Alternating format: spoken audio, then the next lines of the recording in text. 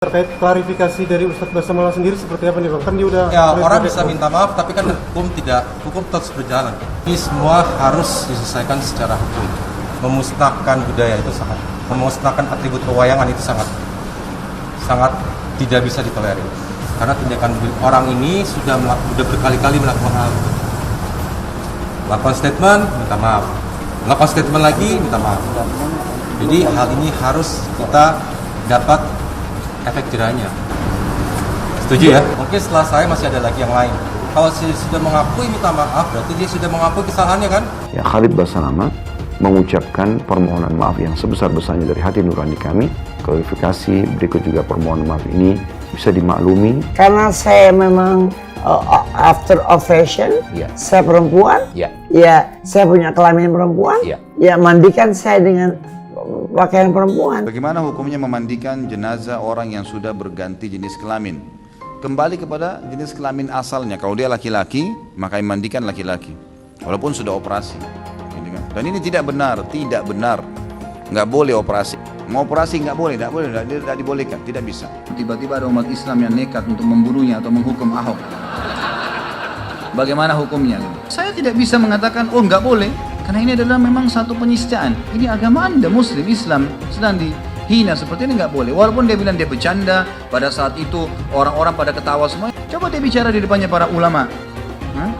Udah selesai urusannya itu. Untung bukan di depan saya itu ngomong ya. Pernyataan tersebut sangat menyinggung para budayawan dan seniman, terutama seniman wayang. Oleh sebab itu, kami mengharap pemerintah bersikap tegas terhadap oknum tersebut. Semangat! Semangat! Setuju? Setuju! Wayang lestari! Wayang lestari! Lepas tuh peci Anda, baju putih Anda. Terus aja Anda mainkan agama. Sok NKRI yang sok agamais.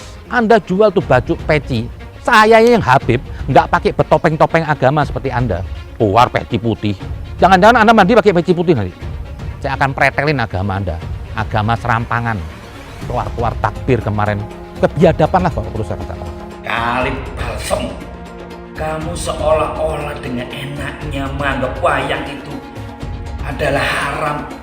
Khalid, kalian bertakbir ya, tapi kalian memegang batu, kalian lempari orang, kalian menganiaya orang tapi bertakbir. Apa nggak malu sama Tuhan? Apakah itu yang kalian ajarkan? Kita lihat sebuah sejarah.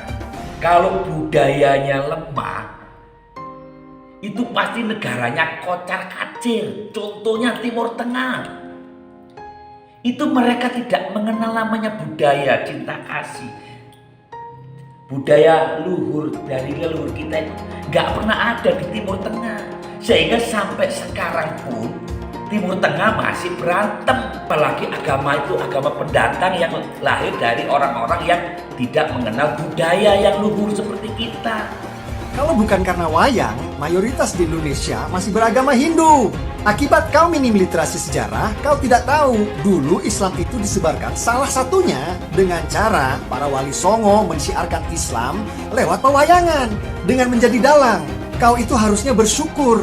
Berkat wayang, mayoritas Indonesia sekarang jadi beragama Islam. Bukan malah dengan dalih syariat kau ingin memusnahkan wayang. Kalian itu pendatang dari Arab. Stop injak-injak marwah leluhur bangsa kami dengan dalih dakwah Islam. What? Wait, ada yang mau musnahin wayang? Anda tahu apa soal wayang? Ini warga negara Indonesia yang lain mana? Yang kemarin ingin memerangi Malaysia cuma karena Malaysia mengklaim batik dan wayang. Sekarang ini ada yang mau musnahin. Terus kalian apain ini? Apakah wayang dilarang? Allah tidak menginginkan itu.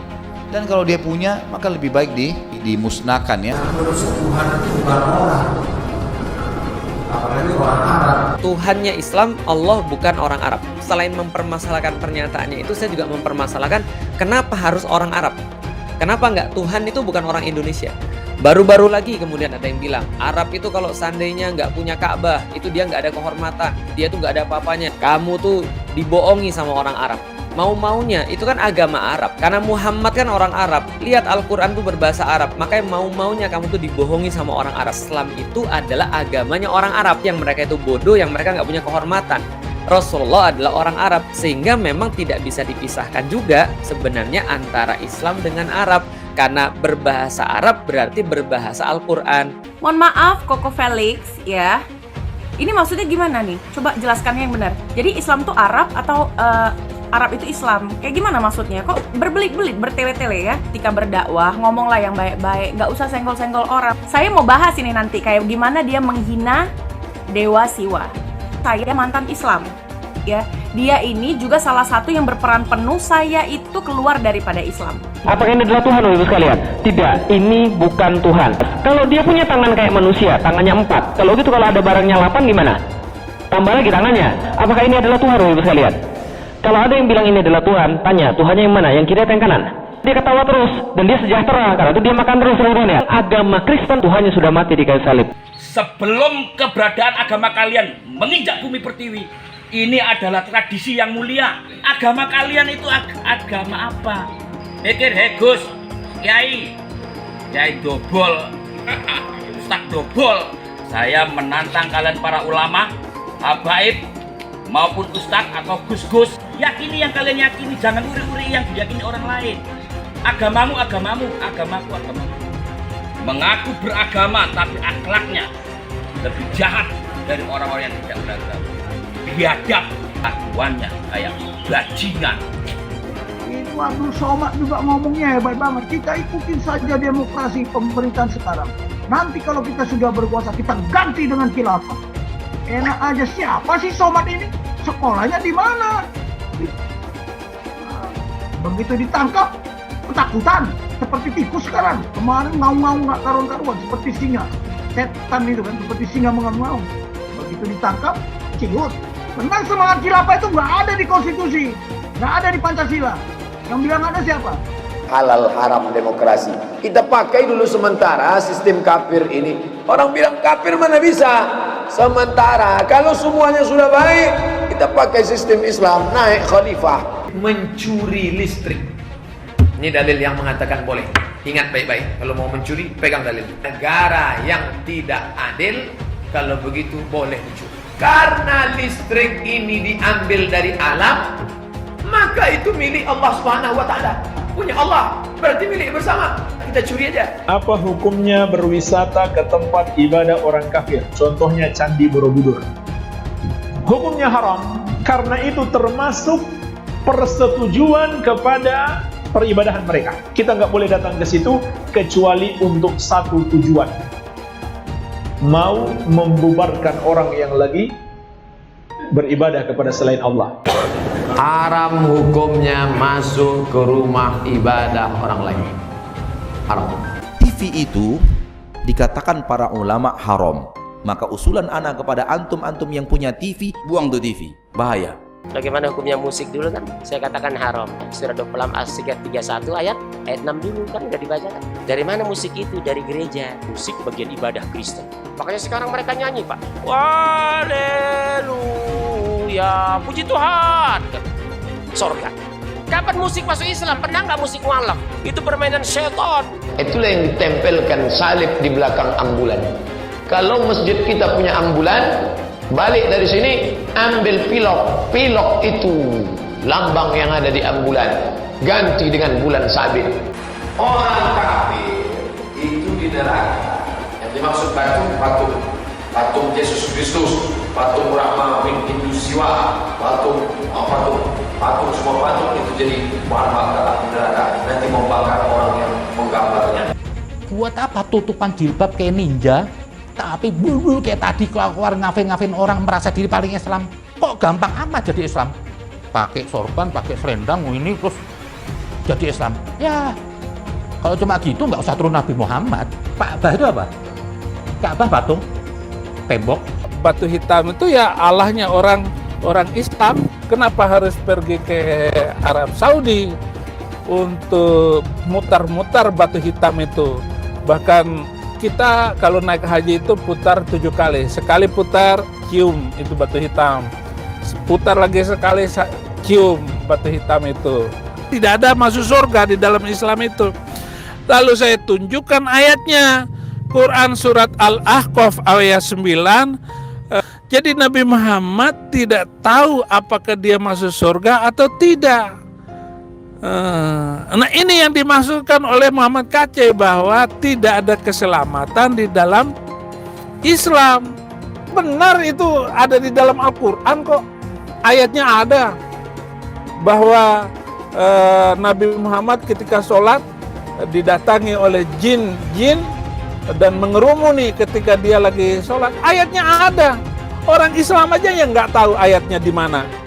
Terus ada lagi pertanyaan, apa maksudnya bahwa Muhammad masuk neraka? Jadi Muhammad itu masuk neraka. Jelas saja karena Al-Quran juga bilang begitu. Quran surat ke-19 ayat 71 dan 72 dan 300 ayat di dalam kitab itu boleh menyelesaikan nyawa orang. Surat ke Al-Baqarah ayat 191. Yuk sekarang kita berpikir, jangan takut murtad dong. Daripada kamu mempercayai sesuatu yang tidak benar. Betul nggak? Ya iya, berpikir kritis. Bela kitab sucinya, bela Tuhannya, ya kan? Kalau Tuhannya pun setan mungkin dibela juga, kan begitu? Jangan katakan bom bunuh diri. Ini banyak wartawan-wartawan yang tidak islami memakai istilah-istilah kafir tanpa dia sadari. Gerakan bunuh diri, padahal gerakan mati syahid. Zaman sahabat Nabi pakai pedang, zaman sekarang tak pakai pedang. Letupkan, ledakkan, mati syahid. Ada pun orang yang mengejek ini mati konyol. Orang mati syahid dia katakan mati konyol. Saya pernah ditanya, apa pendapat Pak Ustadz tentang ISIS? Bagus, saya bilang. Siapa yang tidak ikut kepada ISIS, kafir, halal darahnya. Ceramahnya Ustadz Abdul Somad, ya, ceramah yang membenarkan bom bunuh diri. Bom bunuh diri itu memang benar dalam Islam, dan ini mengamalkan surat Al-Anfal ayat yang ke-60. Orang Islam yang baik itu yang menjadi teroris. Buka Al-Anfal ayat 60. Kesibukan para lelaki yang masuk surga di surga adalah memecah perawan istri-istrinya. Perawan terus. Mereka menyatakan bahwasanya kesibukan penduduk surga itu memecahkan keperawanan para bidadari. Ternyata ini kesibukan mereka. Bagaimana mereka tidak sibuk? Sementara bidadari yang Allah siapkan bagi mereka sangat luar biasa, indah, cantik dan moleknya. Salah satu nikmat yang ada dalam surga adalah pesta seks. Minta maaf, karena inilah yang kita tahan-tahan di dunia. Bolehkah memukul istri? Dalam Islam boleh. Agama musuh besar Pancasila. Indonesia itu harus memisahkan antara agama dan negara. Agama dan negara kalau dicampur aduk, maka dua-duanya akan mundur. Kalau negara ingin maju harus dipisahkan dari agama. Mana lebih bagus Pancasila sama Al-Quran? Gitu kan? Sekarang saya mau tanya nih semua. Yang berjuang di abad 20 itu Nabi yang mulia Muhammad apa Insinyur Soekarno untuk kemerdekaan? Saya minta jawaban. Di abad 20 yang berjuang untuk kemerdekaan itu Nabi yang mulia Muhammad atau Insinyur Soekarno? Ayo jawab, nggak ada yang berani. Saya bukan mengatakan Bible Kristen fiksi, Bible Kristen itu palsu. Biar jenderal 100 bintang, kalau kafir kau ke neraka, tidak ada urusan. Pancasila Soekarno, ketuhanan ada di pantat. Anak Tuhan dari mana? Kalau Yesus anak Tuhan, bidangnya siapa? Besok di seluruh wilayah Indonesia akan katakan dalam. Kanan di salib itu ada jin kafir. Kanan di salib itu ada jin kafir. Kanan di salib itu ada jin kafir. Haleluya. Kepalanya ke kiri apa ke kanan? Kepalanya ke kiri apa ke kanan? Tetap percaya salib itu lambang mulia, bukan jin. Kok ketawa? Aku nggak nyindir siapa-siapa loh. Tidak benar. Saya ulangi, tidak benar bahwa Nabi Muhammad sudah dapat jaminan surga. Nabi Muhammad tidak dijamin masuk surga. Islam masih jauh dari kesempurnaan. Jangan sok Islami lah. Hindarin tuduhan kafir ini semuanya. Arab itu kalau tidak ada Ka'bah nggak punya kehormatan. bangsa yang nggak punya budaya, bangsa yang tidak melahirkan intelektual. Siapa coba intelektual Islam dari Arab? Tidak ada. Lihat Islam yang ada nih sekarang nih, pengen saya memuntah kok lihatnya. Sudah nggak ada enaknya. Agama mempersulit orang. Tidak ada ayatnya Muhammad masuk surga. Muhammad sendiri dikerumuni jin. Ada ayatnya Muhammad dikerumuni jin. Muhammad itu dekat dengan jin. Pokoknya saya bongkar budal badil. Kitab karangan manusia, kitab dongeng Arab kita bongkar. Ayo nyadar bangsa Indonesia. Nyadar ya, tidak ada apa-apanya Muhammad bin Abdullah itu. Jelas ya ayatnya. Muhammad ini dekat dengan jin. Saya nggak pernah mundur untuk kebenaran, keadilan, kejujuran dan peri kemanusiaan. Gue nggak pernah mundur. Dan gue nggak pernah takut juga sama lu. Siapapun yang rasis, gue akan hadapin. Karena rasis itu tidak berperi kemanusiaan. Sama saya ditanya dulu kan, kamu nyesel nggak statement kamu di Pulau Seribu sehingga masih masuk penjara? Tidak pernah nyesel. Karena saya mengatakan kebenaran. Hai semua, dengan saya Jonas Leong. Terima kasih banyak buat kalian, penonton setia yang selalu menonton di channel ini. Saya secara personal sangat menghargai waktu kalian. Dan saya sudah menganggap kalian sebagai family karena kalian selalu support di channel ini. Bagi kalian yang selalu menuliskan opini kalian di kolom komen, saya baca komen kalian satu persatu. Saya baca komen kalian untuk mengetahui opini kalian, tanggapan kalian, dan masukan kalian sangat berguna untuk video selanjutnya. Terima kasih banyak buat kalian yang selalu menekan tombol like di awal video. Video seperti ini membutuhkan waktu dan juga research. Dan ini semua gratis untuk kalian. Jadi pastikan kalian menekan tombol like-nya, supaya saya mengetahui kalian menyukai konten yang saya bagikan. Terkait klarifikasi dari Ustadz Basamala sendiri seperti apa nih Bang? Kan dia udah... Ya, orang bisa minta maaf, tapi kan hukum terus berjalan. Artinya apa? Ini semua harus diselesaikan secara hukum. Karena tindakan orang ini sudah berkali-kali melakukan hal itu. Melakukan statement, minta maaf. Melakukan statement lagi, minta maaf. Jadi hal ini harus kita dapat efek jerahnya. Setuju ya? Dan tindakan ini yang benar merugikan masyarakat Indonesia. Yaitu apa? Menghina budaya. Dengan berkata statement memusnahkan budaya itu sangat, memusnahkan atribut pewayangan itu sangat tidak bisa ditolerir. Kita ngomong pewayangan ya, berarti atribut budaya yang harus kita jaga seyogyanya dan kewajiban kita untuk menjaga namanya nilai-nilai budaya di Indonesia ini, ya kan? Dan dibilang katanya memusnahkan wayang, ini sangat tidak bisa ditolerir. Dan ini harus kita laporkan kepada pihak yang berwajib. Mungkin setelah saya masih ada lagi yang lain. Untuk klarifikasi dia mengenai minta maaf, silahkan minta maaf, tidak apa-apa. Tapi kami juga minta tolong, dihapus dong konten-kontennya tentang hal tersebut. Kalau sudah mengakui minta maaf, berarti dia sudah mengakui kesalahannya kan? Ini hal yang tidak baik untuk generasi muda kita ke depan. Ya kan? Beragama sangat penting di Indonesia ini. Tapi juga menjaga budaya, menghargai kearifan lokal juga sangat penting. Karena apa? Itu warisan para leluhur kita. Ya kan? Para leluhur kita kalau dibilang dari Islam sendiri, Sunan Kalijaga juga, para wali juga kan mengajarkan hal tersebut. Pernyataan tersebut bertentangan dengan penetapan UNESCO bahwa wayang sebagai warisan budaya manusia. Pernyataan tersebut bertentangan dengan Pancasila dan Undang-Undang Dasar 1945. Pernyataan tersebut sangat menyinggung para budayawan dan seniman, terutama seniman wayang. Oleh sebab itu, kami mengharap pemerintah bersikap tegas terhadap oknum tersebut. Semangat! Semangat! Setuju? Setuju! Wayang lestari! Wayang lestari! Lalu apa yang dipahamkan oleh saudara Basalamah ini yang menepis produk pengislaman masyarakat Nusantara oleh para aulia? Hal ini tentu berbahaya bila ditafsir bahwa para wali melaksanakan hal-hal yang haram dalam menyebarkan Islam.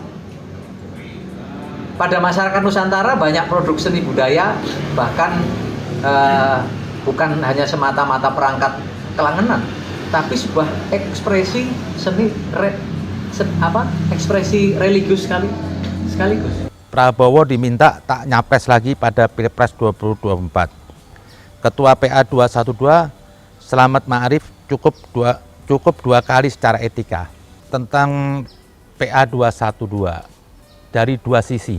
Pertama, Pak Selamat, Anda kan dulu bersekutu, Anda mendukung Prabowo. Belum lama Anda mendukung, Anda mati-matian.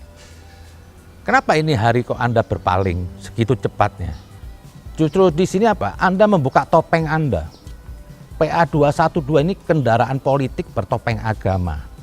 Semestinya Anda nggak masuklah dalam hal-hal begini. Saya bukan di sini mendukung Prabowo. Lepas tuh peci Anda, baju putih Anda. Jangan-jangan di dalam Anda ini ada iblis. Terus aja Anda mainkan ini agama. Anda jual agama. Jujur, saya jijik lama-lama lihat muka Anda ini. Saya nggak ada melihat Anda tuh dari sisi keislaman sama sekali. Anda permainkan ini agama. Harusnya kalau Anda melihat kemarin, kalau Anda waktu itu mendukung Prabowo itu dari hati, Anda tidak berubah berpaling begini. Kenapa? Terus Anda mau alasan? Karena sekarang Prabowo ke Jokowi. Lu kenapa kalau ke Jokowi? Kenapa saya marah di sini? Anda mengutip di situ Prabowo nggak perlu lagi karena sudah 2 kali kalah. Orang menyalahin biasa aja. Di sini saya nggak lihat lagi, sekali lagi, saya bukan melihat sisi Prabowo-nya. Saya ingin membongkar kebusukan 212 ini. Kebiadaban lah kalau perlu saya katakan. Kenapa? Sudah melampaui batas Anda. Harusnya Bapak itu bersyukur dengan bersatunya Prabowo dengan Jokowi. Ini mungkin 2 orang yang punya hati yang besar. Ini suatu hikmah. Anda ada kedengkian Anda kepada Jokowi. Dan ini Anda digerakkan. Saya menduga ada yang bayar. Ada yang bayar ini semuanya. Saya bersyukur loh. Bagi saya itu apa? Ini anugerah buat Indonesia. Bersatunya Jokowi dengan Prabowo. Saya bayangkan kalau itu tidak bersatu. Pasti salah satunya yang kalah itu umumnya akan mengganggu. Akhirnya apa? Yang kena imbas itu negara dan rakyat. Negeri ini terus gonjang-ganjing. Harusnya Anda ini gerombolan 212 itu kalau benar-benar Anda NKRI hentikan ocehan-ocehan Anda yang sok bijak. Ya inilah akibat orang kok datangnya dari hati yang kotor, kebencian. Ocehannya itu nggak mutu. Dibatasin orang kalah nggak boleh 2 kali. Harusnya Anda ini kalau PA 212 yang dulu Anda mendukung Anies, Anda tuh kalau Anda jujur, hati Anda jujur, Anda kritik itu Anies. Dia gagal dalam memimpin. Mana janji yang satu yang terrealisasi? Semua yang kerjanya Anies itu hanya ingin memoles dirinya. Uang rakyat dihabiskan hanya untuk memoles dirinya. Untuk apa? Ambisi 2024. Semua yang dari Anies itu masalah. Jakarta ini sekarang yang ada ini sarana sudah disiapkan gubernur sebelumnya. Jokowi, Ahok. Anies cuma moles-moles. Dia paksakan membuat Formula E. Yang berkasus sampai ini hari masih di KPK. Semua yang dari Anies itu masalah. Bisa-bisanya Anda kemarin mendukung Prabowo, ini hari Anda patahkan Prabowo, semata ingin mendukung Anies. Kalau Anda benar atas nama agama, Anda kritik dia. Saya tahu, Anda ingin menjatuhkan Prabowo itu semata hanya ingin apa? Anda melegalkan Anies. Apa sih Anda maunya di sini? Jangan Anda belakan 212. Bagi saya ini apa Anda? Anda pengkhianat, Anda ingin mengganggu NKRI, bertopeng agama. Anda cuma menggiring orang 212 itu semua pengikutnya orang awam. Itu paling mudah digiring. Dikasih bumbu-bumbu agama. Yang sok NKRI, yang sok agamais. Anda jual tuh baju peci. Saya yang Habib nggak pakai bertopeng-topeng agama seperti Anda. Keluar peci putih. Jangan-jangan Anda mandi pakai peci putih nanti. Kemarin ada puja-puja Prabowo. Segitu besarnya.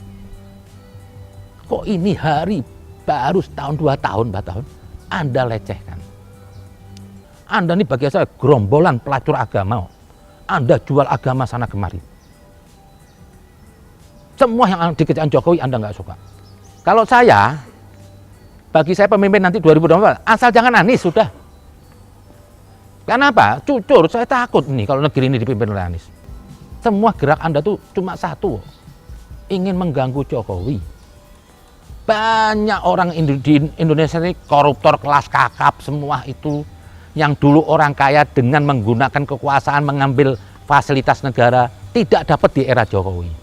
Tidak bisa korupsi di era Jokowi. Ada tangannya, Anda dikirimin duit mungkin, Anda suruh ngoceh. Anda digiring orang untuk mengganggu negara ini. Dan nanti ini akan terjadi jargon-jargon Anda untuk kampanye 2024. Saya lawan Anda. Ada lagi tuh si Marta juga. Ngoceh-ngoceh. Ingin menyudutkan Prabowo.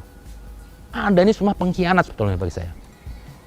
Pengkhianat aja, cuma bertopeng aja, bertopeng agama. Janganlah negeri ini terus Anda buat kacau gitu.